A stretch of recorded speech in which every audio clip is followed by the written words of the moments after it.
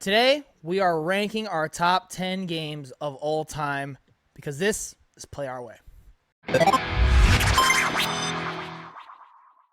Welcome back to the Play Our Way podcast, where we discuss, rank, debate, and give hot takes on the games we want to talk about. I'm one of your hosts, Johnnymmer here, and today we have an exciting segment, the big one, closing out the trilogy of getting to know us a little bit.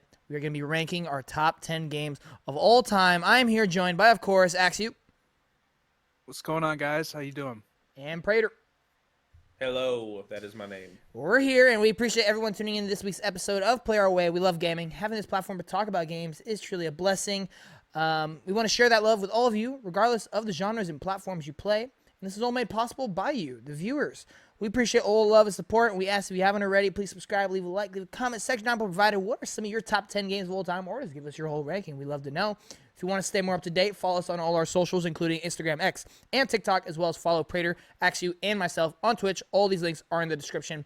But without further ado, let's go ahead. Let's jump right into it. Top 10 games of all time. Jordan has the dice. We're going to figure out the ranking. We're each going to give our top 10 at a time, and we'll kind of talk about it. So let's just go. Jordan, who's rolling first? Today's dice is a pretty metal and pink die, 20-sided. Tough. So 1 through 6 is going to be Austin. 7 through 4 is me. 7 through 14. John, I was about to say 7 through 4. Yeah. Math.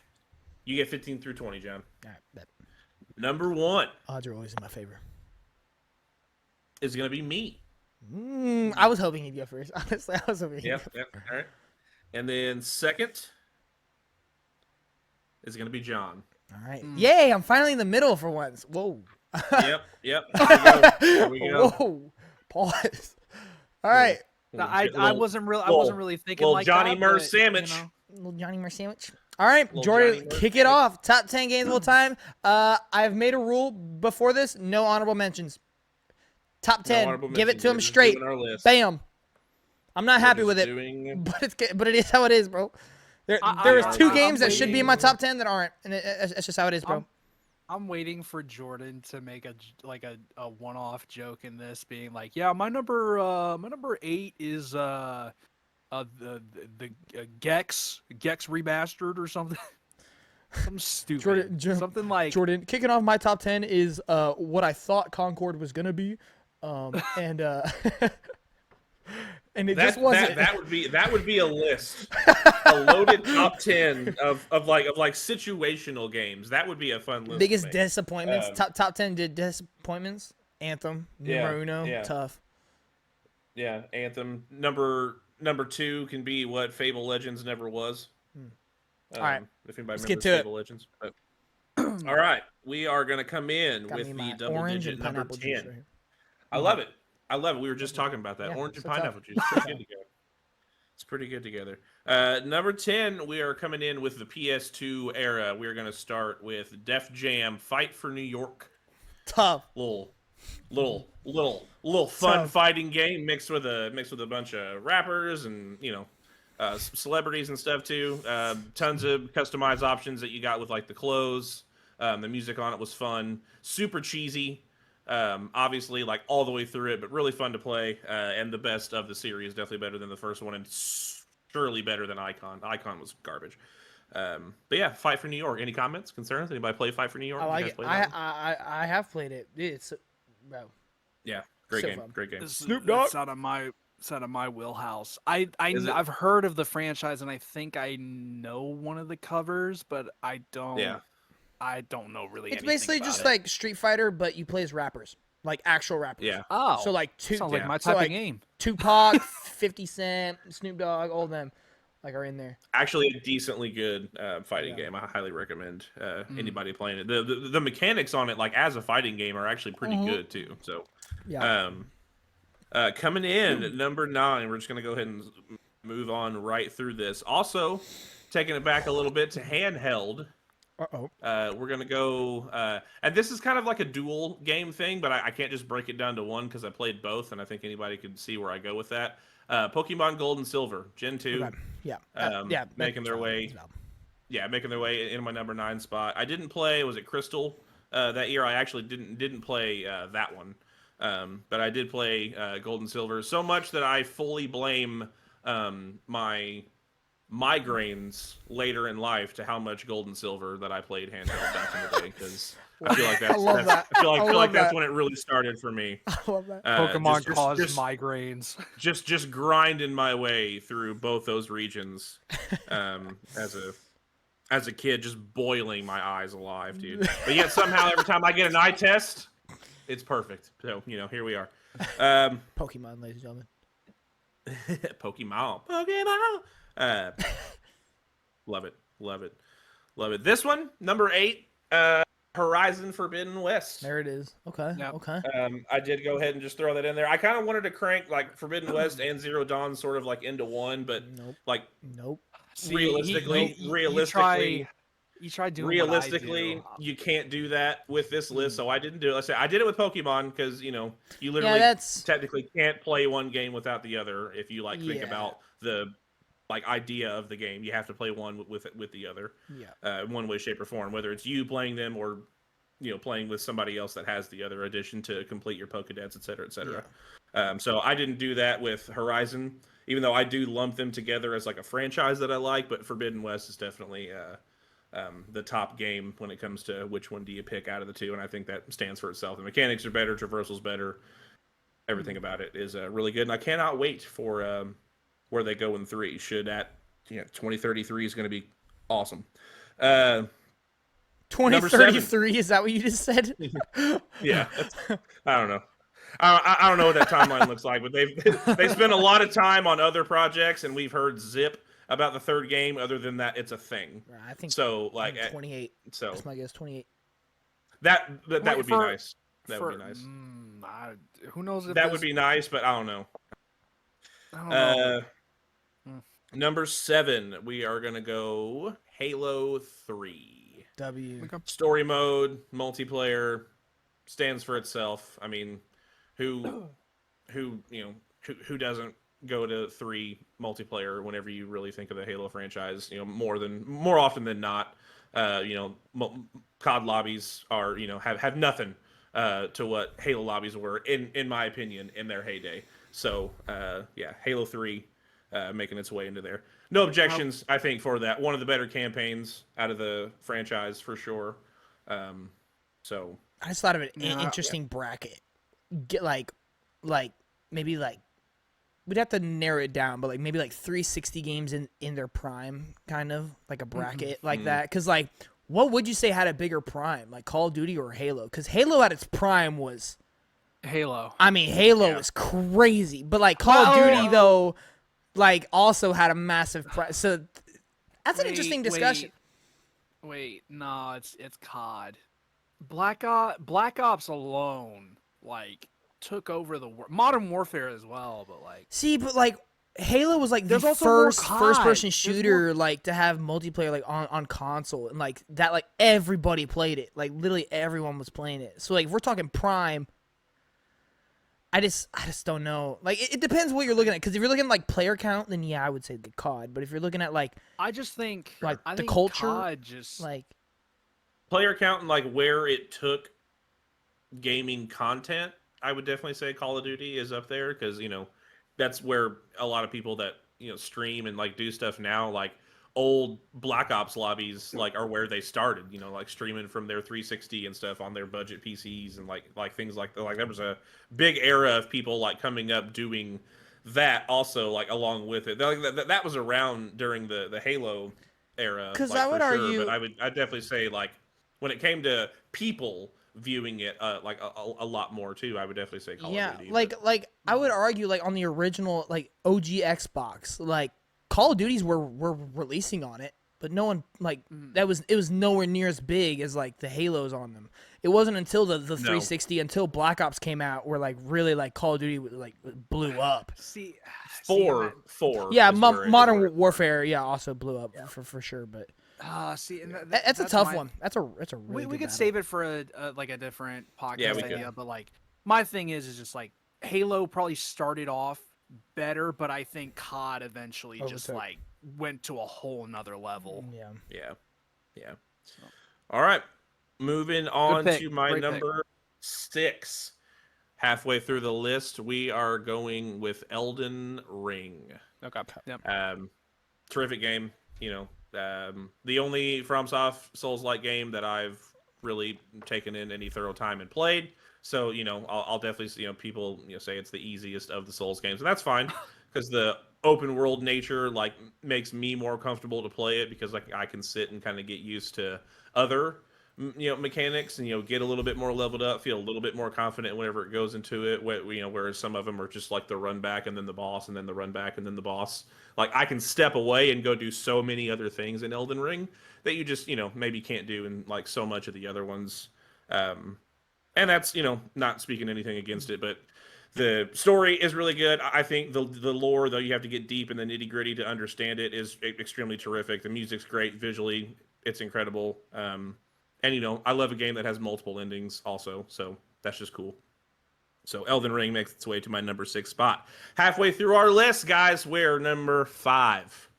Any guesses? No? Cool. It's going to be Baldur's Gate 3. I expected that to be a little higher, I'm not going to lie. I expected that to be a top three for you. I bet you did. So yeah, BG3. Everyone knows my obsession with BG3 over the last couple years. I've put so many hours into it. I love it. I've been halfway tempted. I haven't played it for a couple months, but I've been halfway tempted just to re-download it and play it again, just for the sake of the fact that I like it enough to want to do do that. I haven't, but we'll see. I have. It's not like me at all. I just have other things that I need to do. I need to get back to freaking playing some more PC stuff. I just can't get off that couch. I feel that. But yeah, Baldur's Gate making its way into my number 5 for the obvious reasons of just how terrific that game is and how terrific it continues to be. Number 4. I need to play BG3. It just feels like a crime that I haven't played good. that it was game. I feel like everyone has to play Game of the Year. Like at least try it. Like it's good. I've tried it multiple times. I haven't. I still have never touched it. Biggest mystery of my life. I like it. Number 4, Prater's top 10 list. Final Fantasy VII Rebirth. Again, one I was just gonna try to lump in. The games together, but again, I was just going to generalize it as one. Yeah. And right now, Rebirth's just kind of the one that a lot of people would probably go to, and they just kind of think about where it is now, where it is in the moment. Obviously, I would stand Remake together with it, along with Reunion and the OG together. So, I would lump them in together, but, generalizing, just like I did Horizon, Final Fantasy VII Rebirth coming in there. Terrific music, awesome gameplay. The... just gut-wrenching, storytelling that they do with all the characters and where they come from is great. What is so funny? Are you just bedazzled by what my top 3 are going to be now? Or? I was about to do a hot take as one of our little segments. Yeah. I don't know if I can even bring myself to say it. So I don't. What? It can't be worse than what I said last week. What did you say? Remember, I said, okay, I'm going to take it back a little bit. I thought I had the hot take. No, I'm still going to. Remember last week I said Breath of the Wild is one of the most, that's on Play Your Way. You said that on Play Your Way. Yeah. Oh, okay. I said on Play Our Way that Nintendo spin-offs are better than mainline games. That was a hot take I had last time. All right, well, I'll go ahead and say it because I brought it up now. Look, I'm not saying it's better, but listen. On my top 50 games of all time, no. On my top 50 games of all time, I have Dragon Age the Veilguard higher than Final Fantasy VII Rebirth. Listen, I love both one games. is because you actually played the game for one. You just bum whatever. You know what? Whatever, bro.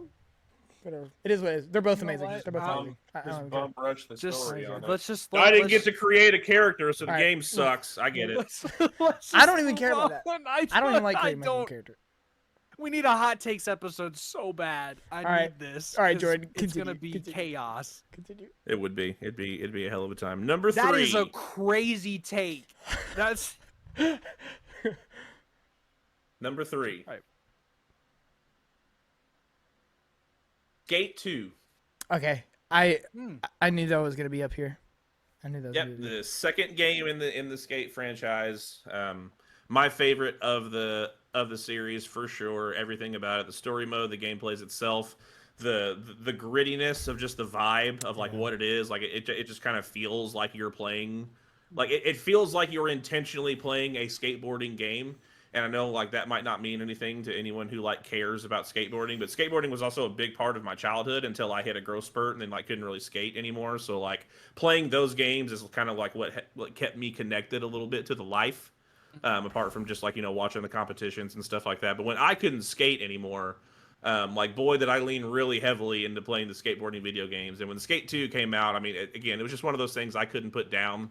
Being able to share your clips so easily like with your friends on the Xbox market, just like save it, your friends can pull up your library and like check out the cool stuff that you were doing like seamlessly too. It was like boom, friends list, boom, clips, boom, like you could name it. Hey, this is a cool hippie flip. You play it, guess what, the replay clip that they uploaded was their replay clip of them doing a hippie flip. Like that was It was a really cool interactive way to play it, and had one of the coolest like after game cinematics for 100%ing the game in my opinion. So if nobody knows what that is, if you've never seen that cinematic clip, I would recommend looking it up because it's pretty cool. So yeah, that's coming in for my number 3. I don't know what your number 2. I know your number 1 is. I say number 1. I feel like it's pretty. Obviously, most people know what my number 1 is. So number 2, kind of like thrown in there. I feel like you would know. I feel like you should know because a character in this game I've put on a list a little bit higher than I think anybody would have thought that it would be. I'll give you about 5 seconds. It's not Cyberpunk. No. Hold on. Trying to think of everything Jordan has talked about, because like I know Jordan the least. Like you guys know each other so well. I'm lost. I'll be honest. Nah, I'm not gonna get it. It's a fun, controversial take. Mass Effect? Oh no. No, because it puts 2 games of the same franchise in my top 10 list, but number 2 is going to be Pokemon Blue, Red, and Yellow. Oh. Okay. Yep. I remember now. Okay. So I've got Pokemon twice in my top 10 because that, just for dude, I'm telling you, like the handheld Game Boy Color era of Pokemon for me, like that's where I live when it comes to Pokemon. Like it's truly where I'm 100% like wholly connected. We were talking about it a little bit the other day, John, how like I think Fable would be the only game that would be like a real heavy remake that like would make me feel the way that like some people do playing the FF7 remake. Mm-hmm. Honestly, I think if they amalgamated Gen 1 into an incredible next gen game where it was like redone music, maybe even some voice acting. Yeah. Like I think that would maybe do it for me too. Yeah. Of all things. Because something that would on that kind of scale would never happen, and if it does, it's going to happen like 40 years from now. Yeah, where I'm going to be way too old to play it or long dead by then. So like it's it's going to be one of those like kind of situations where like when I just go back and I mean Blastoise is my boy. He really is. I got Squirtle here twice. I got a little baby and hit him with the 2-time and then big guys. You know what I mean? I like it. Man. I like the game a lot. Those eras of like I said, just handheld Pokemon are near and dear to my childhood. They really were my childhood games. I didn't play much games apart from like sports games and Pokemon growing up. So that was it. Shout out Pokemon. So, yeah. Yo, for sure. What's at a bigger prime, Pokemon or COD? Pokemon. Yeah, Pokemon for sure. Pokemon for sure. Yeah. The game made a TV show, so Pokemon's the highest grossing media franchise of all time. Call of Duty didn't make war happen. All right, war had to exist for Call of Duty to be a thing. I'm not just talking about video games either. I'm talking about like Pokemon. Like, well, that's just not even fair. Exactly, that's what I'm saying. Not even close at all. Pokemon is literally like a juggernaut, not just in the video game space, like in the world. Possibly like one of the biggest franchises ever. It is. It's the highest grossing media franchise of all time. Even if we took that out, I still think... like them and then the Dallas Cowboys. Like it has to be. I still think like even if we like take out Dallas Pokemon Cowboys. Like the like Oh, that's sweet. I don't Look know. up their revenue numbers, man. You'll see what I'm talking about. I'm doing my thing. You're good. But yeah. All right. So that's my number 2. And number 1, no big surprise to anybody involved. Talk over him. What? That's what I'm gonna do. Oh. I just want to live in suspense a little bit, because Ooh. everyone knows what's coming. I'm pretty sure. Do we? And if you don't know what's coming, it would show you how well you just don't really know me. And number 1 coming in is Hogwarts Legacy. Just kidding. Yeah, Cap. Stop the cap. I didn't know my girlfriend was on the podcast. That's crazy. Fable the Lost Chapters. Yeah, I mean that's original Xbox, the extended edition of the first Fable game. Again, just right in the heart. I am a chicken chaser till I die. I will always love that franchise. Dude, I can't wait to chase chickens again. Me neither, dude. Like I said, and I'm also really torn, like with the PS5 Pros, going up in price. I might get the game on PC. Yeah, do it, bro. I might. Like, as much as I want to sit and play it on my couch, like, I might just get the game. Or, honestly, hell, if I can, I'm going to get it twice. I'll get a deluxe edition physical PS5, and then I'll pay for it digitally on Steam or something. Yeah. Just for the sake of, having it for the performance. But, I wouldn't mind that game. I've never been someone that cares so much about, it has to be the best graphics. But, the amount of effort that they're going to put into this game, I wouldn't mind being able to crank it up a little bit and experience it in a real it's playground nice games. way. Literally, yeah. So not being able, which if I could figure out some way to get a PS5 Pro between here and there, maybe. But without that, I'm debating potentially just maybe getting it PC and then just getting it physically because I want to have it physically. If they do a deluxe edition, I'd love to get a collector's if they do that. But depending on the release date, I could maybe let you borrow mine for a certain amount of time depending on the date. If it's a good date, I could hook you up. What, your Pro? Yeah. Oh, I mean, yeah, it depends on the date though. If it's a good date, I'll hook you up. Yeah, it just depends on the timeline of it. Yeah, because the release date's really gonna matter. Right. So. Yeah. That's my list, guys. 10 through 1. So just quick recap.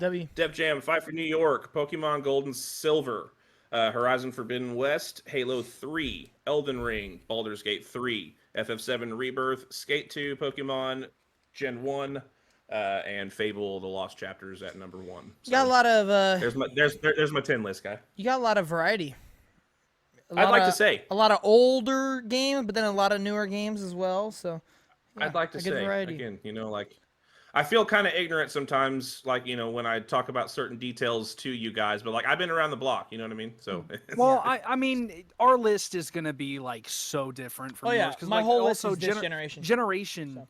Yeah, generation matters a lot too. I mean, I didn't get into Halo till Halo 4, so I wish I could have been around to, Well, because Halo 2 is considered, I think, the one that Halo 2 and 3 are the ones where people are oh, these are the magnum opus. Yeah. It's and it's 3 and 4 for me, oddly enough. See, I got into 4. That was my first one, and I really love 4. It. 4 made me cry twice. I love 4, dude.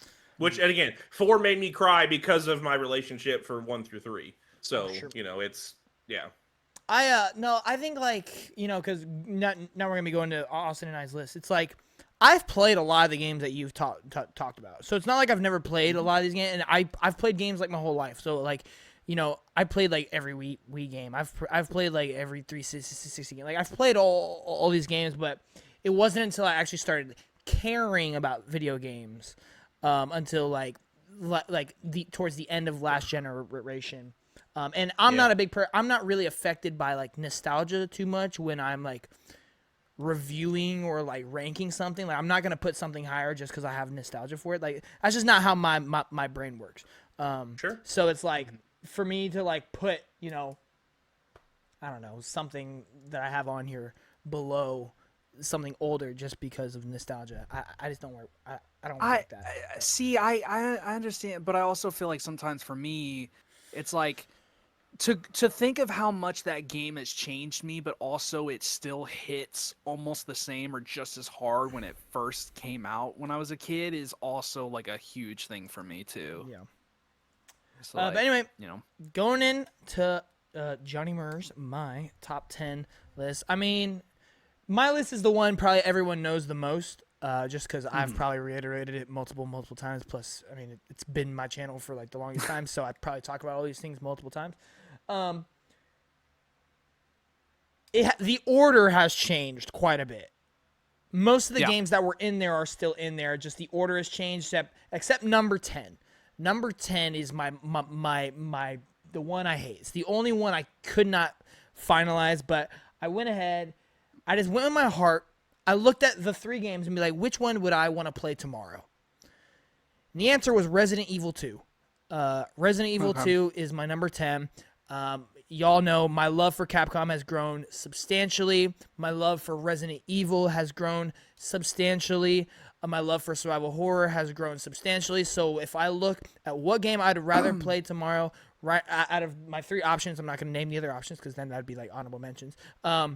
Then I would pick Resident Evil 2 just because there's something about the inventory management, something about just being an RPD, going on the left side, going on the right side, Mr. X popping up, and then you go to underground in the laboratory and all these things. Then you go into like that like greenhouse section and everything. It's like, it's so good. It's scary. Leon is one of like my favorite characters. Claire, having the whole like you can play the game in 2 different perspectives is so cool. Like it is my favorite Resident Evil game. I actually think from a level design and game level design standpoint, I do think it is the best Resident Evil. I think its puzzles are just fantastic. Some of my favorite puzzles in any game. I absolutely love Resident Evil 2. So I put it in the top 10. You know, on a given day, would I put the other 2 maybe in there? Yeah, but as right now, I gotta show Resident Evil Capcom some love, so I threw in Resident Evil 2. I like it. Coming in 9th place, Ratchet and Clank Rift Apart is up here. W. It is my favorite 3D platformer, and I just love the amount of weapons that there is, the amount of different areas that you're able to go to. The story is so good. Its characters are so good. Its visuals are stunning. I love, like specifically with Rift Apart, I love just the way they were able to use technology with the PS5 SSD and load in, teleporting from different world to world, instantly. I love the music. Like everything about it is just awesome. It's just such a blast from start to finish. That is a game I've played multiple times, and it just has yet to get old, or it's yet to get repetitive. And I look forward to all these different moments that happen in the game every single time that I play it. I'm like, oh, I can't wait to get to this part. I can't wait to get this part. But just getting to those parts doesn't feel like a slog either. Like I'm having fun getting to those parts. So it's just a game that overall, like, I just absolutely love. I have a blast every time I play it, and it's definitely left a lasting impact on me. And yeah, so number 9, Rift Apart, Ratchet and Clank. I like it. That's what I want to play. Oh, so good. So good, man. 100%. Yeah. 100%. It's a must play. Yeah. Number 8. This one has moved down my list quite a bit, but I still love it. Mario plus Rabbids Sparks of Hope. I'm laughing because like when I always think of what's coming next, I'm like, these games are so far from that, it's crazy. Like the type of games that they are, it's just like, yeah, there's like little go happy like Rabid Mario, and then we're about to get to like crazy like whoa, like what are we? Yeah, no, Mario plus Rabbids. This is also like. While Baldur's Gate 3 will forever be my biggest mystery and why I don't like it, Mario plus Rabbids might be my biggest mystery for why I do like it as much as I do. It was just a game. It literally might have been just at the right place, right time playing it. I just remember being really, really sick when I played it, and I was like, I didn't know what to play, so I just booted it up, and I remember just sitting on my bed dying, and I just remember like just absolutely falling. Like I got so hooked on it. Its gameplay, its strategy mechanics, even outside of like the actual gameplay, like the exploration, all the different characters in it, the story that it was telling for being a Mario game, I thought was kind of interesting. Like, it's just a game I truly just fell in love with, just the vibe and how like just fun and into the gameplay I really got. The reason it's moved down is because I since like then have gone back to play its DLC, and like when I went back, it wasn't a thing of like I instantly like got in there and I was like, oh bro, like we're right back. Like it was a thing of like I had to like relearn some things. I had to kind of like get rehooked into it, and it wasn't as easy to get rehooked into it, or it was something of like, okay, I remember loving this game as much as I do, but like, am I really gonna put it above some of these other ones? So that's really what it is. I don't love it any less. It's just on a comparison level, when I'm ranking it, am I really gonna put it above some of the other things? Like, could I tell you some of the story beats? No, not necessarily. Could I tell you some of the tracks of the music? No, not necessarily. But I remember loving them though. And so, yeah.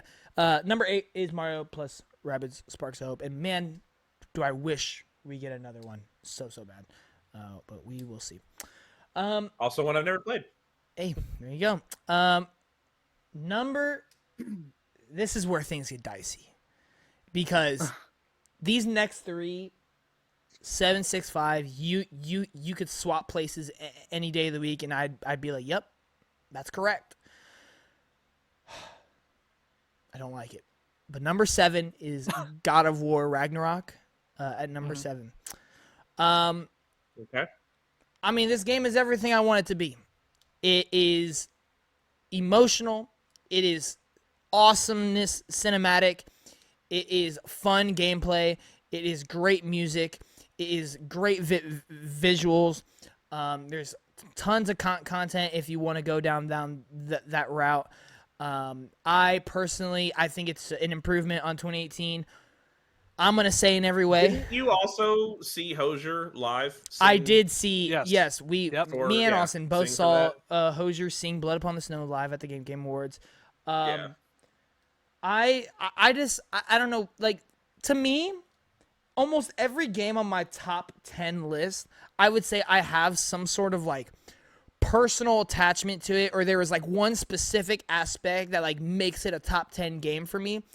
God of War Ragnarok is the one game on this list that is just genuinely, because it's so amazing in so many different aspects, like that is why it's a top 10 for me. I would probably maybe say Ratchet and Clank is that, but for like it's up there because it's my favorite 3D platformer, so I do have that like little personal like attachment to it.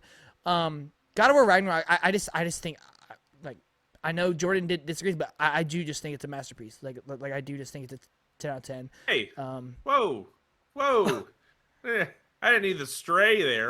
Hey, bro. It's on record, bro. It's on record. I just think 2018 front to back is a better game. No, I get that. I get that. You're not the first to say that. No, I don't love the last like 10 minutes of the game. Yeah.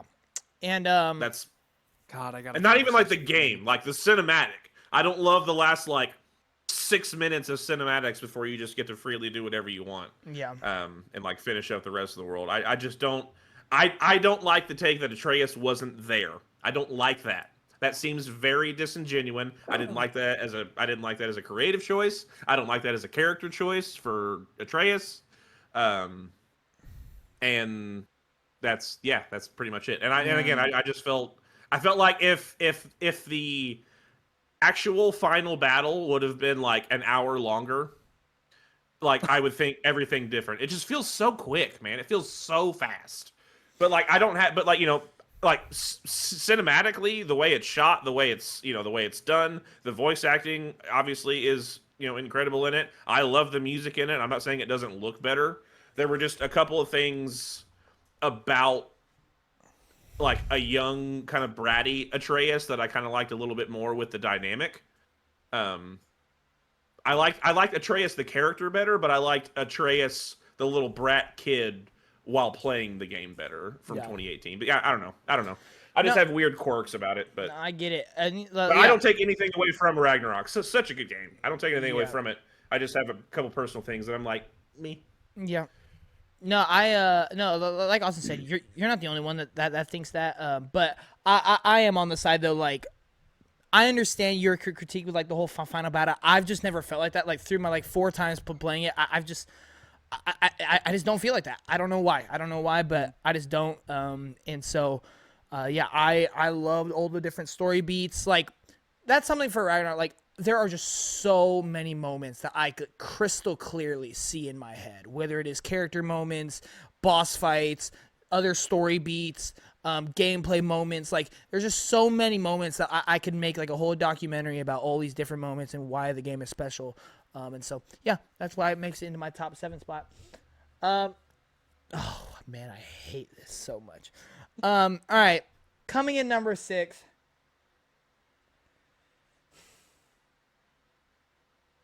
Yes. Man, even now, I'm debating switching it. Katamari reroll. No, I'm sticking it. Heck no. I'm sticking it. I'm sticking to it. Number 6 is going to be. What do you think it is? What do you think it is, Jordan? Metroid. What do you think it is, Austin?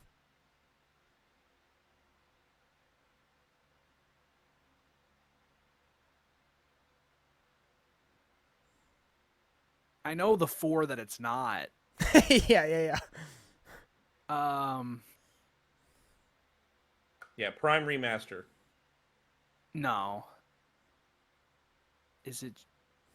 I know he loves Dread. Go ahead and say it. Mario RPG. No, I don't think that was ever up there. As of today, which it could change tomorrow, I have Metroid Dread here at number 6. Okay. Yep. Oh, I shouldn't have said Dread. I should have just left it at Metroid. You mean Prime? I said Metroid. And then I said Metroid Prime Remaster. Yeah. No, it's Dread. Yeah, Metroid Dread. This is the game that low-key made me fall in love with Nintendo again. This is the game that low-key made me fall in love with Metroid. This is the game that made me fall in love with Samus. This is the game that made me fall in love with Metroidvanias. This is the game that made me fall in love with 2D platforming. Like, this game is everything. This game single-handedly is responsible for Metroid being my 4th favorite franchise of all time. Because I love this game so much. I love the Emmy zones so freaking much. I could spend all day in there and I wouldn't care, being chased around and ripped to pieces by these Emmys. I think it's so fun. The boss fights are tremendous. The music is tremendous. The level design is fantastic.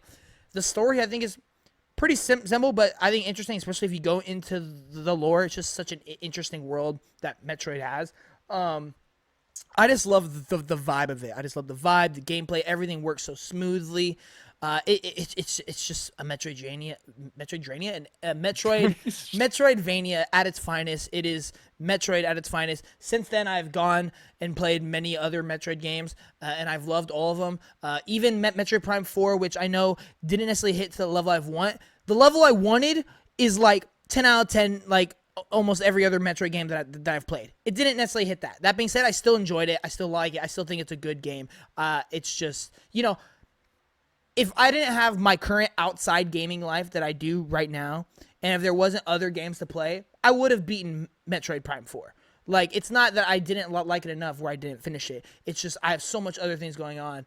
I just never finished it. But Metroid is still, I absolutely adore Metroid. Like, that will always, even though I have Pokemon a little higher on my franchise list, Metroid will always be that Nintendo franchise like I am a champion of. I will ask for it every single Nintendo Direct. I will ask for it on every Xbox event. I don't care what event it is, bro. I'm asking for Metroid. I don't care what it is, bro, because I love Metroid. I love its energy. I love its vibe. I love Samus. I love the gameplay. I love the genre. Like, I just love Metroid, dude. It, like, no rhyme or reason. It just clicks with me. It absolutely just clicks with me. And yeah, so Metroid's there, but I really wanted it to be top 5, but I just think it came down to if I could play a game tomorrow, what game would I play? And I put my number 5 a little bit higher. So my number 5, do y'all know it? Mario RPG. Because you know Should've keep guessing Mario what my RPG, top don't 4 is.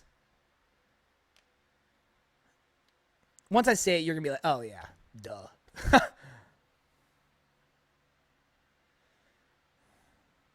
It's not Mario. Mario RPG wasn't never in his top 10. It is in my I top don't think 20. it ever was. I'll tell you that right Yeah, now. it was It in is the in my top top 20. Why is it not coming to me right now?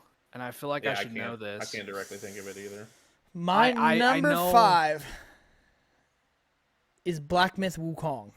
Yes, there it is. Okay. Yeah. When I look at gameplay, when I look at how addicted I got to something and how much I root for it and how underrated I really think it is, Black Myth Wukong. What was that? Underrated, brother. 20 million sales. That's not. I mean, that's like saying Call of Duty's underrated just because it sells a lot. Like That game is far from underrated. exactly, that's what I'm saying. Like I'm not looking at commercially. Of course, it's not commercially underrated. Well, no, but also just like the amount of people like that game. Like, man, the people were all over that game. Oh, like, and I'm one of those people that haven't played it. Yeah. Which is. I don't know. But yeah, I absolutely fell in love with the world, the mythology, the gameplay. The visuals are so stunning. Like I just really love this game. Like it's a game I unfortunately can't argue any of these aspects is like the best gaming's ever seen, because it's not. Like, I'm not gonna tell you Black Myth Wukong's better than like Liza P or like Stellar Blade or games similar to it, but like it's just the one like I just connected with and the one that I just had the most fun with, and the one that like I look forward to whatever is next from it like the most. And I feel like because of that, like that's why it's so high on my list. Like it feels like my underdog game kind of in a way. Yeah. And I just have that personal attachment to it. And I would, like, even though it'd be a really hard argument, I would defend this game being the best among those, because that is how much I love it. And so it's like, it is one of those things. It's like, because I enjoyed it so much, it like overshadows the quality of it in a sense. And so, yeah, for me, like, top 5 is Black Myth Wukong. That's why I always tell people, and I've always said this, is just because, let's say you give a game a 10 out of 10, doesn't mean it's not always you think there's no issues or flaws at all. It's sometimes your ratings can just be, and I think almost all of them are just off of your experience. Yeah, that's really it. Your experience of how you felt about that game is what's going to get it there. Because I have a game on my list that I know in my heart is not a 10 out of 10 game. I know it's not. Mm-hmm. It has flaws, but I can ignore them for how good the peaks are. And I love the game so much. And I know it's not a 10, but for me, it is a personal 10 for me. Yeah. So Yep, that's exactly right. based off my experience. Yeah, for like Black Myth Wukong, very similar. Like it's an 8 out of 10. I love like a 10 out of 10. That being said, if you ask me what I think of it, I'm not going to tell you it's an 8 out of 10. I'm going to tell you it's 10 out of 10 because that's how I feel about it. Because it gave you some of the highest highs in, Exactly. Just playing video games. Exactly. If I was paid to review games, yeah, I'd probably tell you it's like an 8 or whatnot because, that's my job. I'm supposed to do that. But it's like, for me as a gamer who played it, like the game's a 10 out of 10 because that is my enjoyment. Like I reached maximum enjoyment playing this game, and that's what you want. That's what you want out of a game on your top 5 list. So there it is. Now kicking out top 4. Y'all know the script. All right, number 4. Name it off. You got it, Jordan? No, go ahead. Wait, what? I just got thrown in a loophole. Returnal's number 4. To put it simply, it's my favorite gameplay of all time. Housemarque, literally on a design level, on a gameplay level, mechanical level, systematic level, dang near flawless. I think it is peak gameplay, from the boss fights to the Metroidvania style that they kind of have, to the roguelike elements, to the movement in the game, to the dodging, to the melee attacks, to the progression that you see throughout the game, to the map designs. All of it, I think, is just so peak. I absolutely love it. I personally really liked the story, even though it's not really much. If you really dive deep into it, I just find it really interesting. And then you get, like, the audio design is so just nice and crisp. The game is just so fun. It like, to be fair, it's probably the most fun I've ever had with any game. That is why it's number 4. I'm so interested to see Sorrows, because I know, I'm Sorrows very is gonna interested. It's gonna be so good. It is. I don't know how It it is. isn't more addictive, and Yeah. I just don't know how it's not better in every way. Yeah. Like, that game is going to be like so addicting. It's crazy. We will see. We will see. But yeah, I absolutely love Returnal so much. And that's why it's number 4. Oh, okay. Nothing. Oh. Nope. Number 3. Number 3, bro, sounded like a dinosaur there for a second. Number 3 is Alan Wake 2. Yep. Alan Wake 2, you know, it doesn't have my favorite gameplay of all time. It doesn't have my favorite visuals of all time. It doesn't have my favorite gameplay of all time. It doesn't necessarily have my favorite characters of all time either. What it does have, and this is a little different, I'm going to specify, it has my favorite narrative of all time. A narrative in terms of writing and, like, development and the way they present the story to you, where you have these two characters which you can, like, mix and match their chapters, go at your own pace, the way they connect each story together. I just love the way they do it so much. All that being said, though, I still think the gameplay is phenomenal. I still think the visuals are phenomenal. The plot itself, I think, is phenomenal. The visuals are phenomenal. I think the music is phenomenal. Like, I would damn near say it's the best horror game soundtrack of all time. Like, it's amazing what they do in a horror game. Like, you'll go from, like, these, like, pop songs to, like, these rock songs to then these, like, heavy metal songs to then these, like, horror songs, and then these, like, country songs. Like, they'll just go all over the place, and they don't shy away from just being creative and being weird with it. Yeah, the game is absolutely amazing. I would say kind of similar to God of War Ragnarok and Ratchet and Clank. Like, it's this high because of just everything it has put into one product.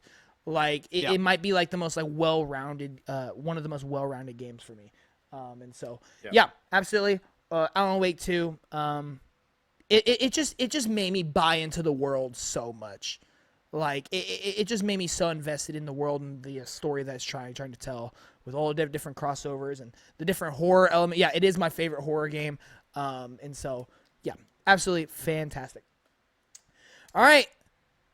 Number 2, the runner-up, and number 1. Get ready for the biggest mic drop you've ever seen. Man. Ladies and gentlemen, my number 2 is not Ghost of Tsushima. It is. Okay. It is. I was about to say, like, I was about to say, huh? I was about to be thrown for the biggest loop of all time. Imagine I just dropped it right here. Bam. No. No. Number 2 is Death Stranding 2. I had a real heart to heart with myself, you know? Yeah. I just really had to sit on it and really just, be honest with myself. No. No. Being honest with myself. Number 2 is Death Stranding 2 on the beach.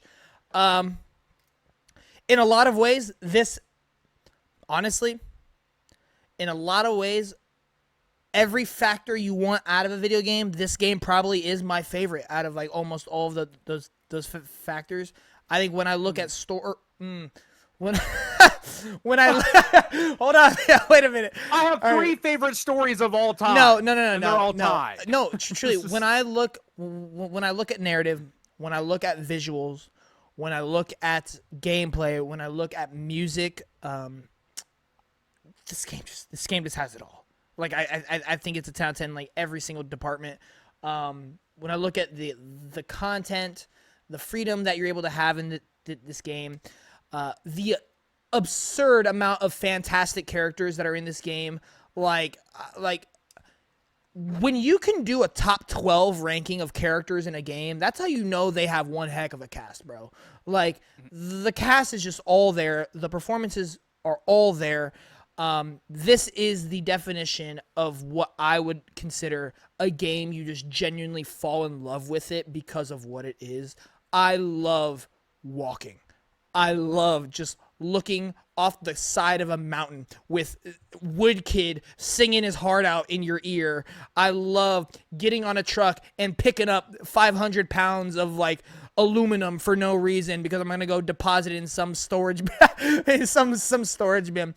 I love playing a rock guitar in front of a giant baby, slashing this Joker looking guy off, right? I love so Real many facts. things. I love some guy whose name is Die Hardman, who looks like a test dummy, who pops out in underwear, starts dancing.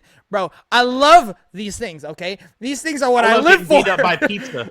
Bro, yes, I love having getting beat up by karate pizza. showdowns with pizza chefs, bro.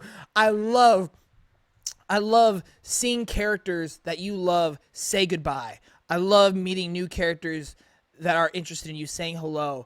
I love the themes that this game bro, I cannot, and I literally cannot listen to a certain song in this game without crying. I cannot do it because the theme of this, there's a lot of themes in this game, but the main theme that the main character goes through is the idea of you don't know how much time you have left with the ones you love. Make every moment you have count, and it's just like, oh, it's just so real in life. And like the song itself, the chorus is like, take any chance of joy you can while you have. And I'm just like, whew, because how many things in life do we just, we'll put it off till tomorrow. We'll just do this because I'm not really in the mood today. And you look back at yesterday and you're like, man, I should have done more with that. Man, I'm having fun, but am I really taking that in? Am I just having fun to have fun, or am I finding the joy in this thing right now? And it's just the way they do it. And it is a game where you are putting one foot in front of the other. You are taking a step every single step of the way. And it just culminates into something that Hideo Kojima, this is my favorite directed game ever, for sure. I absolutely love this game. There are some days I do think it's my number one, but it's not. My number one is, of course, Ghost of Tsushima. Y'all know it. It's going to be number one for forever. And because we've talked about this multiple times, and Austin will know exactly where I'm coming from this.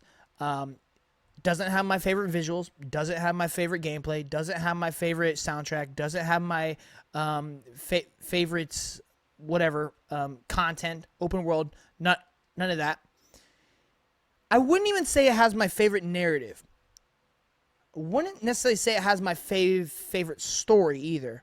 But the one thing that it has that is my favorite that any game has ever given me, and I think trumps anything, it is my favorite character of all time. And his name is Jin Sakai. And his character arc, I resonate with on such a high... I'm not a samurai from like 17 whatever. I don't even know what year that this game takes. I'm not a samurai from Japan, so I don't resonate it in that sense. His personality and his character development from start to finish is something I just grew so attached to that there is no other game that has made me like just feel so in love with the story being told, you know? So that's why I do say it is my favorite plot, because the plot is the main character. He's my favorite main character, but then you add in, yes, everything else. The visuals, freaking phenomenal. The music, freaking phenomenal. Gameplay, so freaking fun. The open world is great. The music is great. Like, all of it is so amazing, and then you just shove in a character that I just love his story so much. Like, his story is the definition, makes me want to be a better person. And like, That's what you want in life. You want to be a better person. At least I hope you want to be a better person. And this game kind of invokes that feeling. And I think it's why Ghost of Yote didn't hit on me like the way like it probably should have, is because it doesn't have the same main character. And the main character is what made me love Ghost of Tsushima so much. Not to say Ghost of Yote I didn't like it, because it's in my top 20. It's just not my top 10. Because, again, I do love the visuals, I do love the music, I do love the gameplay, I do love all those things. But the thing that makes this numero uno is the one of a kind Jin Sakai, and his story. And so that is what, like, here's what I'd say. I prefer Death Stranding 2 as a game. I prefer Ghost of Tsushima for what Ghost of Tsushima is, over just the game side of Death Stranding 2, if that makes sense. I know it doesn't really make sense, but that's fair. But like if I was to play a game tomorrow, I'd probably play Death Stranding 2. Like if I could restart a game tomorrow, I'd probably restart Death Stranding 2. But Ghost of Tsushima just has such a place in my heart, and Jin has such a place in my heart. And I mean, in terms of the nostalgia, it doesn't play an effect. I wouldn't say this is nostalgia. It's only like not even 6 years old, but like Ghost of Tsushima is so important in my life. Like, we would not even be having this podcast. I'd probably not even be talking to both of you right now if it wasn't for Ghost of Tsushima, because that is the game that really made me fall in love with video games. It made me realize what video games can do as an art form. And so, yeah, there you go. I'd call it importance more than I do nostalgia. Like, it had much more of an impact on me. Yeah. But, yeah, all right. Austin, go ahead and rip him out real quick. What time are we at right now? Like, on terms of... We're at 56. We're at yeah. Okay. How long do I realistically have here? Because I don't want to take too long. Try and do, like, at most 20 minutes, maybe. Okay. All right. Number 10. This used to be at number 5, or this used to be top 5 originally. Oh, This game. I have a guess. What do you think it is? Infinite Well. No. Okay. My number 10 is Xenoblade Chronicles 3. Dang, that fell far. Now, here's my reasoning. Since the game has come out, there have been a lot more games, and especially ones that I've thought about over time. The one thing that brings us so down for me is, yes, the gameplay is very good. I really like it. I don't love it. But every other department is like, I love this. This is the only game that has genuinely ever had me bawling, crying. I've cried at it more than one game, but I've never like fully like bawled out crying. And the ending to this game had me in tears. I remember I was at John's house and it was midnight. It was late. I wanted to finish it, and I was bawling. It was just, it's an experience I'll never forget. I love the story of the game. I love the music. I still think, and I'm gonna just say it because I care, even though there's no reason for it. I still think it should have won best score over Ragnarok. Ragnarok should not have beat Xenoblade Chronicles 3 on best OST. I'm sorry. I'm sorry, bro. Like, it just, no, not on any planet. But that's how much I love the music. That's how much I love the music, man. I love the music in this game. So, shut up. That's the only song that's memorable anyways. Bro, Blood Upon the Snow. What are you talking about, bro? I'm not even going to go into it. I'll have a debate. I'll have a whole debate. Dude, I love Xenoblade Chronicles 3. Some of the best characters in a JRPG. I just, dude, I love that game. It's got to be in there. Just for mostly the fact of, as well, like, one of the best endings I've ever seen, and it made me bawl crying. Like, that hit me real hard. That's a fun ranking. Top 10 openings, and then top 10 endings or something. Or just, like, top 5, maybe. Mm-hmm. That's a fun ranking. So, yeah, Xenoblade Chronicles 3 is my number 10. My number 9, my favorite indie game of all time, Death's Door. Yeah. I still to this day I don't think I can explain to you why. Like, it doesn't have my favorite of anything. Yeah. But like, Yeah. holy, like it is so consistent in like Mhm. every department, and it gives me this feeling of like, wow, I love this game. Like, Mhm. I think it's the vibe of this game that I love so much. It is because there are indies that like definitely you would say like, hey, how is Silk Song or a Hades not your favorite? I can't explain it, but it's just the vibe of this game is something I'll never forget. When I first played it, and it's memories I'll never forget. I'll never forget when I played this game, and I was in love with it. I didn't want to put it down. I kept playing it. I I love Death's Door, man. Yeah. It's just one that's really hard to explain for me. Mhm. It to me is a 10. Like, it's a 10 for me. I loved my time. I had no issues with the game whatsoever, like from any point at all. Yeah. So I feel the exact same way you do about Death Door. Like, it's in my top 20. mhm. Like, it's not out of my 10 because there is some criticism. It's just there are so many other games I've played that I had to cut. It just didn't make the cut. It used to be in my top 10, but over the past 4 years, some games have been added to my top 10, so it's slowly like pushed it out of it. But like that is one, like I remember playing it and like falling in love with it, and I remember like telling you like, bro, if you want to play an indie game, like play Death Door, bro. Like it's my favorite indie game, and you did it and you loved it, and so yeah, I was so happy about that. Yeah. Number 8, same as you, John, bringing this game in. Ratchet and Clank Rift Apart. Oh yeah. Me and you, I remember we played this together, and I don't even think I didn't finish it first. I actually watched you finish Yeah. it, or we kind of we went kind of switched between each other, and then you finished it, and then I actually went home and I replayed it fully because I was that in love with it. And like John already said, the story is great. It is a very fun story, including Rivet. I love Rivet. I really hope if we ever Maybe get the another Ratchet and best Clank, platformer story ever? Question mark. It's got to be up there. I mean, it's up there. It's up there. I'm not gonna 100% say like definitively, but it is up there. I'd say top 3 for sure. yeah. Man, I really just hope if we get another Ratchet and Clank, please put Rivet in. She Yeah. is such a great Rivet addition. and Kit. Bring Kit back too, please. Yes, absolutely. Like they work so well to get like Ratchet, Rivet, just having them and their partners too. It works so well. The gameplay's awesome. It's so much fun. The platforming they do such a good job at. The level design is fantastic. The music is also very, very good.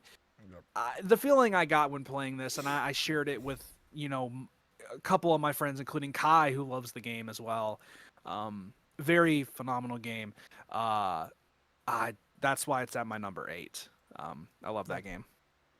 John, real quick, you're gonna think this is stupid. I had someone try to argue that this game is not a platformer. I see the argument, but it's just incorrect. You literally look it up. They say it's a yeah, platformer. yeah. I mean, yeah. It's literally You a can't 3D argue the platformer. devs, bro. All right, my number 7. This was hard. These two. This is real hard because I think it's correct though, just based off my history. My number 7 is Resident Evil 4 Remake.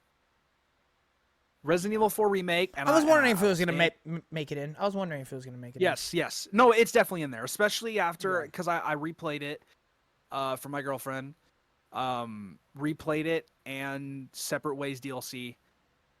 I can't, like, this game is amazing. Like to me, this is still, and I don't even think it's close. I'm saying it. I think it's the best Resident Evil game. The only one that's close is 2, and I think that's a 9 out of 10, and I think 4 is the only 10 out of 10 within the Resident Evil games that I've played, personally. I think 4 has the best everything. I think it has the best level, like, in terms of, like, where we're going. I think it has some of the best, like, mid-sequences whenever it comes to, like, you know, because like the game's pretty like older at this point, but like you have like the minecart section is so awesome. You have the shooting range, which is so much fun. You have characters that you love. You have Ada, you have Leon, you have Luis. There's so many characters to love in that game. The gameplay is phenomenal. It's so awesome having all of these different locations to go through. The inventory system is fantastic. They did such a good job at doing that. Really like the music whenever there's like these big segments that they have. The cutscenes are awesome. I love Resident Evil 4. Like, specifically the remake for me. It's just like, it is insane how good that game is to me. Like, I love that game so much. It has to be in my top 10 because like it is one that I think for the rest of my life I will always go back to. I don't ever see myself just never picking it up or playing it ever again. Like it's there. Yeah, I agree with you. Like I put it like right below. Yeah. 2. And see, like I see, and this is my thing. Y'all gonna have to realize, like, even if I say something's better, I'm not saying these other games are bad. Resident Evil 2 is fantastic. That's an amazing game. To me, it's a 9 out of 10. I just think 4 for me, it's like when I love something so much, I just want people to know why I think it's like the best of the best. Yeah. Yeah, and no, unfortunately, I like, agree. You know, I also say I think Resident Evil 4 is a 10 out of 10 as well. I think for me the only, because you said it's the best at everything in the entire Resident Evil franchise. The one thing that I think puts 2 above, but for me is I don't think 4 is as scary as I want it to be. Like in terms of the actual horror aspects, I don't think it's necessarily the best. And that is where 2 edges it out for me personally, because I love the horror aspect. Like that's like my favorite part. So I see what you mean, yeah. and I guess for me, like Resident Evil none of them have really been that scary until like the recent 3 where they've really tried to go that route. But I also just think those games are so hard to get scared because you're playing as Leon. Yeah. There's no reason to be scared when you're Leon. Yeah. Like you're that dog, you know. All right, let's get going. All right, number 6. This was the one I was struggling with a bit, but my history of it is too much there, and I have a disgusting amount of hours. Probably my second most played game. Oh, maybe. That'd be Call of Duty Black Ops 2. Absolutely love Call of Duty Black Ops 2. Black Ops 2 was the second. Did not expect the Call of Duty to make it, but hey. Jordan, so I had a 360, and there were some games that I played on there. I was playing like Minecraft, and I was playing. I played Skate 3. Skate 3 was one that I really loved that I put a lot of time into. Black Ops 2 was what I was mostly spending my time when I had the Xbox 360. I had a disgusting amount of hours. That's actually how I have my name. My gamer tag actually comes from Black Ops 2. I had some friends that wanted to do a clan tag, and it was originally AEXW, but now I've actually changed it to AXEW. And I love that game. Like, Black Ops 2 is an experience that I don't think COD gamers will ever experience ever again. No. I don't know if COD has what it takes to even bring back something like that. It would literally have to be a Black Ops 2 like remaster or something. Like that's literally the only way to even get close. And even then, I don't think that. Yeah, and it's like the last COD to really hook me for a long period of time was like Black Ops 3. Ever since then, like Black Ops 6 itched it a little bit, but I wasn't on there but I don't think I'll ever be able to do that with COD unless they somehow make like a masterpiece. But like the feeling of Black Ops 2 is just something I'll never forget. Like, what a time to be alive. And like, man, if those servers were like popping like crazy, I'd for sure go back because I want to experience that game again. So that's my number 6. Please do a remaster. That would be so cool. Just to play on the multiplayer maps again, you know, just to go on Hijack, Helicarrier, oh my gosh, Slums, you know, like all these freaking awesome maps. Go on the Black Ops Zombies maps, Transit and stuff like that. Like, come on now. My number 5. Oh my gosh, this game. I love this game so much. Final Fantasy 16. I have raved about this game for the longest amount of time. It's insane. Good game. It has, oh my gosh. The peaks of this game. Okay. Here we go. Cinematically, this is a movie. This is one of the most, in terms of cinematics, one of the most beautiful visual games ever in terms of cinematics. It is gorgeous, these cutscenes, on how they make so much happen, and it's like eye candy. It is ridiculous how stunning the cinematics of this game is. I have never been wowed by a game's cinematics as much as I have this game. And on top of that, the characters are just so good in this game. Clive, Joshua, like Gav. Joshua. Dude, I can't, like, Ben Starr's performance, which he's my second favorite voice actor ever now. Top notch. Like, oh my gosh, to Jill. There's just so many, like, performances, characters, visually stunning cutscenes, gameplay that I really love, that I know not everyone's addicted to, but God, I really love the gameplay. I love just hacking away at these enemies. Some of the best boss fights in gaming, and I'll stand on it. If you want to make some of the best boss fights of all time, pay attention to Final Fantasy 16. That has some of the best boss fights in gaming. I will stand on it. Icon battles. Oh my God, dude. The game is spectacular. The icon battles were something. I will say, though, like, unfortunately, as much as I love this game, I know this game is not a 10 out of 10 like I say it is. Second half is flawed. They should have gone to a different character because Clive's story feels like it concluded after the 25-hour mark. But you know what?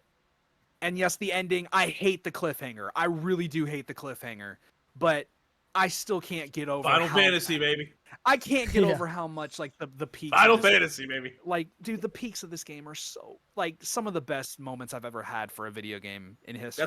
That's when I'd like to play again. I know how the ending goes. I only played like 40 hours. I was really close to the ending. I think I was getting near it, but yeah. That's one I'd like to finish on my own, because that's one that when it came out, I played the crap out of it. And then I just jumped from game to game doing stuff, and then I just watched somebody finish it. But yeah. Oh, don't even get me that's started. one I wish I liked even, more. Like, it is one I don't even get me started on the OST. Like, oh, dude, God, it's so fire. Oh, I'd love to just, it's making me want to play it. The summon crystal areas of Rebirth remind me of the OST for 16. Yeah. If you've ever heard, Austin has no idea what you're talking about. He's like, yeah. I'm no idea what you're talking about. Man. I'm just saying, like this. It makes me feel very FF16 when I go and do a summon crystal on Rebirth, because it's that melodic choir of like 8,000 voices, like together, just Dude, get Square Enix and their OSTs for Final Fantasy, like, they're demons. Like, Rebirth won for a reason. They're on another 16 one for a reason. Rebirth and 16 won for a reason. Final Fantasy, just their OSTs, period. Final Fantasy. They know what they're doing. I'd argue best franchise in terms of music ever. Oh, that's easy. Yeah. That's easy. I mean, the only competition I think would be Mario. There's some other ones you could argue, maybe. But Persona's pretty good. Too. All right, here we go, baby. Number 4 OST bracket. My number 4. But yeah, Final Fantasy 16 was my number 5. Number 4, Smash Brothers Ultimate. Yeah. A lot of people are gonna wonder, how is this not number 1? Because you look at my hours. I have a disgusting amount of hours in this game. Comes with the job. This doesn't mean anything. This is my most played game of all time. On my Switch alone, this is not, or just my Nintendo account over 7 years, but this is not counting other games too, or like other Switches that I played on. I have over 6,000 hours in Smash Brothers Ultimate. I played it competitively. I went to tournaments. My dad took me to some of the biggest tournaments of all time. I've been to Evo for the game. I love Smash Brothers Ultimate. It is a game that defines a fighting game for me. I love platformers. It's always going to be my favorite genre of all time, more than likely. And doing a platform fighter that feels so good, that I got so addicted to, that I probably have over 10,000 hours in terms of like multiple Switches that aren't counting towards my hours. Smash Brothers Ultimate is a fighting game that has made my life better but also worse at the same time, because it's hard for me to ever see myself getting into a fighting game like this, but also just in like competitively. Like there are fighting games I look at that I love to get into. I loved Tekken 8 when it first came out. I just couldn't do it because I'm always going back to that game, Smash Ultimate. I can't stop playing it. I'm always gonna be there to play it again and again and again. And I will always appreciate Nintendo for bringing together, in my opinion, one of the most, even if you disagree, and I've had this conversation, if you disagree mechanically, it's not one of the best Smash Brothers games. Like, it's not the best in terms of mechanics. It is still insane how this kind of game that I'm looking at on my wall on this poster is a thing. The fact that there are so many characters, they brought together so many things into one, is one of the most impressive things I think we'll ever see in video game history. And it is astonishing and remarkable how well they did it. Yep. And that's why it's my number 4. Cool. Number 3. So, number 3, it's no longer there. It's no longer a tie. I had to be real with myself. My number 3 is Yakuza Like a Dragon. Also, Yakuza 7. Yakuza 7 has my favorite story of all time. It's not even a debate. It's just factual. It has my favorite character of all time, Ichiban Kasuga. Man, I love this. I love this dude. I've never related more to a character in my entire life. Every time he's on my screen, I want more of him. I want to back him. I believe in his thought process. The story of, him taking like him basically going to jail for someone else that committed a crime that he didn't for over 15 years, to come out and still be such a kind-hearted, willful, like his willpower is inspiring to me. And it is insane how a character can be wronged in so many ways and take so much fault for things he didn't do, but be so loyal is something that I appreciate so much. And every time he's on the screen with his charisma, he is a delight to watch. And everyone around him too, the side characters, Namba, Adachi, Sayako. I could name a whole bunch. I just don't want to do this too much for time, but impeccable story. It is phenomenal. The gameplay, fantastic. It's great.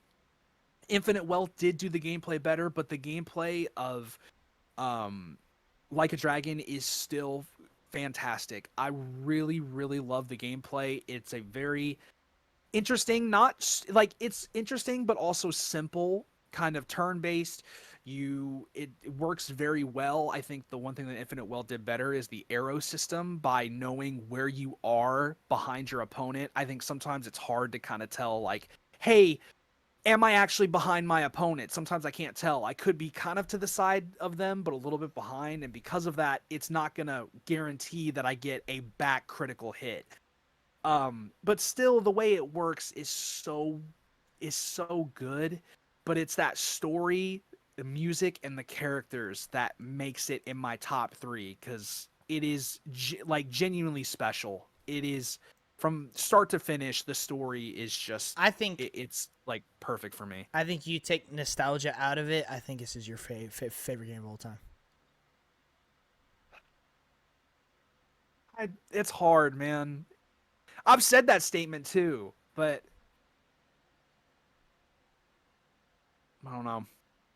That's right, hard. That's hard. number two. Number one. Number two, Sonic Unleashed for the 360. Specifically for the 360. Yes, because the Wii and the PS2 version are garbage. They're like definitively there is no Xbox discussing Supreme. it. Xbox Supreme. Well, it's the only one that runs at 60 FPS. You'd have to literally. I don't know if you've ever played the Wii version, but apparently the PS2 version is worse, or the PS3 version. I can't remember if it's PS2, PS3. But yes, PS3. That's when I played. Xbox 3. Yeah, it's just because the Xbox 360 one's so goated, and now it has 60 FPS. It was originally 30, but because of the backwards compatibility boosting, it's 60 FPS. Dude, I love the story. Some of the most addicting gameplay and a platformer for me. I grew up with Mario and Sonic, which is why these are. Oh, well, I mean, you would have already known at some point. I've already told my number one a lot, but I grew up with Mario and Sonic. My parents like hammered that into me, which is why they end up in my. You're gonna like Mario. You're gonna like every Mario and Sonic thing. I had it. I wanted it. It was mine. It was there. I couldn't escape. Like, I'm telling you, bro. There's a reason why people call me the Mario and Sonic guy and not the Yakuza guy, because like Mario and Sonic have been there my whole life. They've always been there. And what am I? Unleashed is just my favorite 3D Sonic game. I think I'm gonna stand on it. I think it's the best one. I know a lot of people won't agree, and sometimes I think I'm lying to myself, but I'm gonna go with my heart, man. It's a very flawed game, but God, I can ignore everything because I love it all. I love the movement. I love the Sonic. I love the Werehog levels, and I know a lot of people don't like the Werehog levels. I don't care. I love them. I'll always love them. I love the game. The music, peak. Gameplay for me, peak. The story, peak. I don't care how flawed the game is. I love it. It's my number two, man. If you're the Mario and Sonic guy, what am I? The 10-hour game guy. Okay, buddy. Give me a game. Make sure it's about 10 hours, right up John's alley. Literally, none of my top 5 games of all time are 10 hours, bro. Like, and with that being said, we go to my number one. And you never go back to any of those games, do you? A game that would probably take you, what are you talking 10 about? hours to beat. And officially, I've played Ghost of Tsushima 18 times, buddy. I don't want to hear it. Oh yeah, one of your games you play. I played Alan Wake 8 times. Okay. Black Myth Wukong twice. That's a whole like 40-hour game at least right there. Death Stranding 2 I've played twice. I'm like 2.5 times. I don't want to hear it, buddy. All games that have come out in the last 5 years. Listen, okay. Oh, game's got an open world. Let me put in 60 hours, but never actually roll credits. I don't want to hear it. And with that being said, fellas, that takes me to my number one. I'd say this game would take you 10 hours. But what if I told you? You should be dissing him. What if I told you I have a cheat system now? I can have 2 in 1. My number one is Super Mario Galaxy plus Super Mario Galaxy 2. Mid. I know John hates this. It's mid. I know he hates it. That's like saying I put like any franchise collection as my top 10. Hey, you could do it. What's the issue? You're the only one that did that.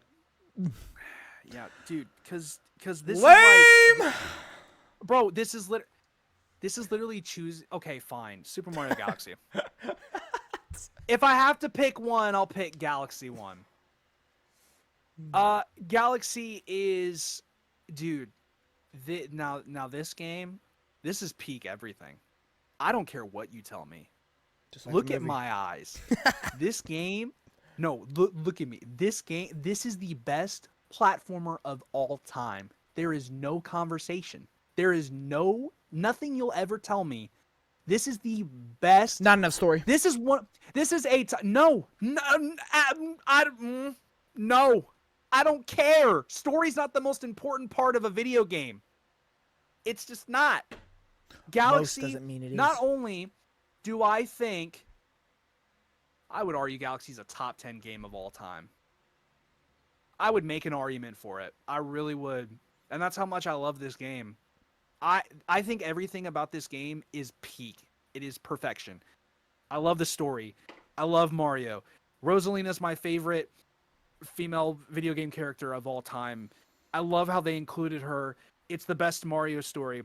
Some of the best level design you'll ever see in a platformer and just a video game in general. They mastered it in terms of the gravity sections, in terms of Hungry Lumas having extra levels, in terms of collectibles. The music, one of the best OSTs of all time. Probably in my opinion, the best 3D or like platforming OST of all time. I can't tell you a flaw about this game. I can't. There is no flaw to me. It is a perfect, beautiful masterpiece that never from start to finish ever gets worse or doesn't feel amazing or fantastic to play. And that is why it's my number one. Boom. W. Boom. That W did it, list. guys. W list. That was our lists. All right. All three of them. Just for the heck of it, just for the fun of it, this can take like 3 minutes. We're not gonna go into it too deep. Just for the fun of it, if we were to say one upcoming game, it doesn't have to have a release date. It doesn't have to even have a teaser trailer. Just any game that's been confirmed, it's in development. Any one game that is upcoming that we think has a fair shot at getting in our top 10 games of all time. What are we saying? Judas. FF7 Part 3. That's such a good one for Jordan. That's such a good one. I mean, he's not wrong, bro. It's not. Witcher 4, I think, could be up there. Okay. That's a good one. For myself personally, I'm gonna say Judas. If I'm going to go, Maybe Fable. For more than just me, I'm gonna say Sorrows. Top 10? I could see Sorrows being in my top 10 if it really hits. Like, I could. I give Returnal a 9 out of 10. Okay. So if it's better than Returnal, like, dude, like, I think it's got that sauce, John. Dude, you don't gotta tell me. I know, but dude, I have so many games I think could enter my top 10 right now. But if I had to throw a random one out here, if I had to throw a weird one out here, I'm gonna throw one. I'm not going with the obvious like Control, Pragmata, Saros. I'm not going with those three obvious ones. Well, I'll think of another one then. No. That's fine. No, I'm saying for me, like it's a sequel to my fourth favorite game of all time. Of course, it's obvious to me. Like it would probably be my in my top 10. It's hard. But to you, no, like to you, Saros is a wild pick. Like that's like I would not. Well, yeah, that, it's just I can't because Jordan is so because Jordan's the RPG lover. Like I know he loves like RPGs, and that's not my.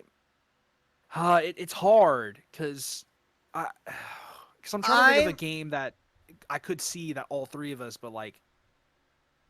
I'm gonna throw out a weird one. I'm actually gonna say Gears of War E-Day. I'm gonna say E-Day because I love the Gears franchise. After replaying the trilogy, I have like a newfound respect for it. And like that trailer, when I watched the E-Day trailer, bro, like it just gives me chills. Like if they can just keep that vibe that teaser trailer had, but make a modern Gears of War game out of it with Marcus and Dom returning, like if they just do it right, bro, like I think it could be up there for me. Like I really do. Yeah. And because I like that's my one thing. Like I love Xbox so much, but there's never been an Xbox game that I would put in my top 10. If there was one that could do it, I feel like right now that game would be Gears E-Day. So that's what I'm gonna throw out. That's what I'm gonna throw out. All right, go for it. I mean, I thought Judas. I thought you said Judas. No, for me personally. Oh, okay. I don't ever see. Well, because I don't know how much y'all love BioShock. Wait, are you thought the speaking first for one was really us? Are you speaking for us? No, I'm saying, yeah. Like originally, I was saying Judas for everybody, but I know for me, because it's something I'll have to explain off the podcast. But like, BioShock 1 is almost a 10 for me. If that remake would have came out that was rumored, I think it would be a 10 out of 10 for me. Because I just think it hasn't aged as well as I'd like it to in terms of gameplay, but like everything else is perfection. Like, but it sucks because I want it to be a 10, but I can't for myself personally. But I also don't know how you guys feel about it. Depends on how you guys feel about something. Like I don't know how you guys feel because I don't know. I like the first one, but I definitely say I was a minority when it came out to people that were like, "You played BioShock? Isn't that the best game you ever played?" Like, yeah, it's good. No, it's all right. Yeah, sure, it's good. Yeah, it's cool. I feel like that's Dude, with the you get the powers, dude. Yeah, no, it's cool. It's good. It's really good. I like the voice acting. Story seems fun. It's scary. It's fun. It's action packed. It's cool. Yeah, but it's like, dude. Yeah, like I was definitely sort of on the other side of it. Like I think it's good, but I definitely not like, oh man, you remember how good BioShock was? Like that's just me. I feel like that's an accurate representation of how a BioShock fan sounds. No offense to all you BioShock fans, but anyway. All right. Well, anyway, so yeah, that was fun. But anyway, all right. That's going to do it for this episode of Play Our Way, ladies and gentlemen. Appreciate everybody for tuning in. Next week, who knows what we're going to do. We're going to come with a fun little topic now that we're done with our little Get to Know Us trilogy. We're going to either do a bracket. We're going to do like a hot takes video, maybe look at some upcoming indie games, maybe who knows. We're going to do something interesting. We're going to talk it over, maybe make a little roadmap for ourselves. So we'll see. But anyway, thank you all for watching. We'll see you in the next one. Johnnymmer out. Peace. See you guys.